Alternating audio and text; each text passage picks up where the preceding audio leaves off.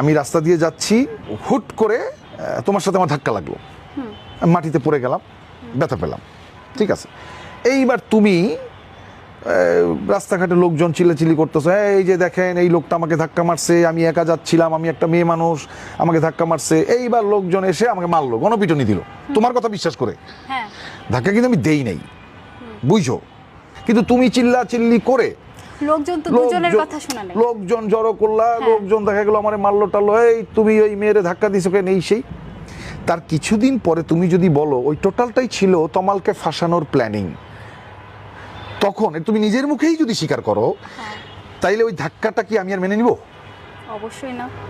এই তো আমার কথা শেষ। কেউ যখন বলেই ফেলছে যে এইটা আমাদের টোটালটাই ছিল মেটিকুলাস প্ল্যান, এর মানে টোটালটাই আপনারা ডিজাইন করছেন, মানুষকে খেপায় তুলছেন, আপনারাই স্বীকার করতেছেন, তাইলে আমি আর কেন মেনে নিব? ডক্টর ইউনূস তো বলেই দিছে মেটিকুলাস ডিজাইন, মানে উনি এটা প্ল্যান করে করছে। তো যে নিজেই বলতেছে এটা প্ল্যান করে করছে, তাইলে এটাকে আমি গণ অভ্যুত্থান বলতে পারি না।